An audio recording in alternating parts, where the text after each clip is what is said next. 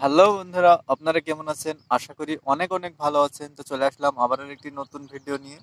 তো বন্ধুরা, আজকের ভিডিওর মূল বিষয় হচ্ছে যে আমরা রসুন চাষ করেছি, সেই রসুনের গুঠিটা কিভাবে মোটা করা যায় সেই বিষয়ে আলোচনা করব।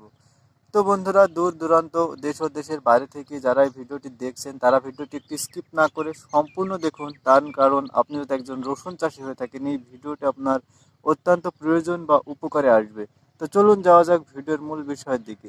তো বন্ধুরা দেখুন, রসুনের গুঠি মোটা করার জন্য আমাদের শেষে কিছু স্প্রে করার প্রয়োজন আছে। এক কথায় পিজিআর স্প্রে করার প্রয়োজন আছে। তা আসলে কোন পিজিআরটা ভালো, কোন পিজিআরটা ভালো কাজ করে থাকে, সে সকল সমস্তটা আপনাদেরকে আজকে বলে দেব। তো তার আগে বন্ধুরা, আপনি যদি চ্যানেলে নতুন হন, চ্যানেলটিকে অবশ্যই সাবস্ক্রাইব করবেন। ভিডিওটি ভালো লাগলে একটা লাইক দিয়ে অপর বন্ধুকে শেয়ার করে দিবেন। তো বন্ধুরা, সর্বপ্রথমে আপনাদেরকে আরেকটি কথা বলে দিই, আমরা যে রসুন বা পেঁয়াজে পিজিআর ব্যবহার করে থাকি, এর কিন্তু একটি সাইড ইফেক্ট রয়েছে।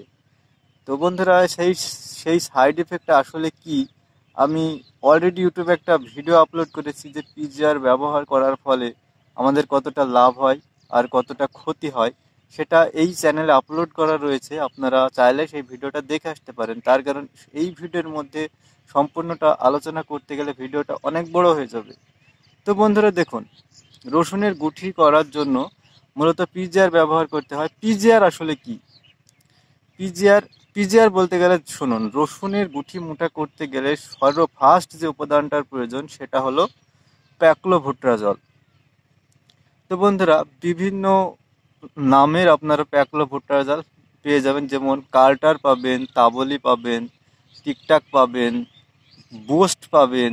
এছাড়াও আরও অন্যান্য আমার হয়তো নাম জানা নেই, অনেক রকম আপনারা পিজিআর পেয়ে যাবেন। তো এবার আমাদের কথা হলো যে কোন পিজিআরটা ভালো, কোনটা দিলে আমরা অতি দ্রুত কাজ পাবো। তো বন্ধুরা, আমার জ্ঞানে, আমার ব্যক্তিগত জ্ঞানে থেকে বলছি যে আপনি যদি জমিতে পিজিআর ব্যবহার করতেই চান, তাহলে আপনারা টিকটাক ব্যবহার করুন। টিকটাক ব্যবহার করতে এই কারণে আপনাদেরকে বললাম, টিকটাকে প্যাক্লোভুট্রাজল উপাদানটি থাকে আপনার 40%, কিন্তু কার্টরা সেটাতে থাকে প্যাক্লোভুট্রাজল মাত্র 23%। তাহলে গুঠি করার জন্য আমাদের যেহেতু প্যাক্লোভুট্রাজলের প্রয়োজন, তাই আমরা যেটাতে প্যাক্লোভুট্রাজল বেশি আছে সেটাই যদি জমিতে স্প্রে করি, রসুনের গুঠিটা দ্রুত মোটা হবে এবং ভালো হবে। তাই অবশ্যই আপনারা টিকটাক ব্যবহার করুন। টিকটাক, এবার আপনাদেরকে বলবো যে ডোজ কত, এর দাম কত, এটা কখন দিতে হয়। তো বন্ধুরা দেখুন, টিকটাক একটি ইউনাইটেড কোম্পানির ওষুধ।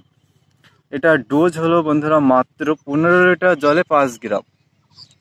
ডোজটা কেউ কম বেশি করবেন না, কম বেশি করলে আপনার লাভের থেকে ক্ষতিটাই বেশি হতে পারে। ডোজটা আপনারা 15 লিটার জল বা 16 লিটার জলে মাত্র 5 ml দেবেন, তার বেশি নয়।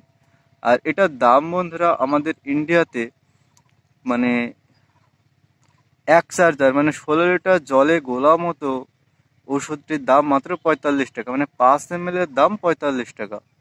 আপনার যদি 10 কাঠা জমি হয়, 2 ড্রাম লাগবে, সেখানে আপনার 90 টাকা পড়বে, মানে 45 টাকা চার্জার। তো বন্ধুরা, আপনাদেরকে ডোজটা বলে দিলাম, দামটাও বলে দিলাম এবং কোন কোম্পানির ওষুধ সেটাও বলে দিলাম।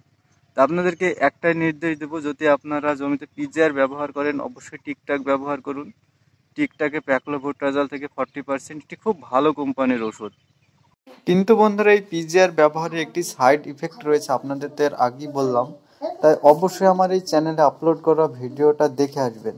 সাইড ইফেক্ট বলতে গেলে বন্ধুরা, যারা রসুনটি বেশি দিন ঘরে স্টক করতে চান বা বেশি দিন ঘরে রাখতে চান, তাদেরকে একটি কথাই বলবো, আপনারা পিজিআর করবেন না। এতে আপনার সমস্যা হতে পারে।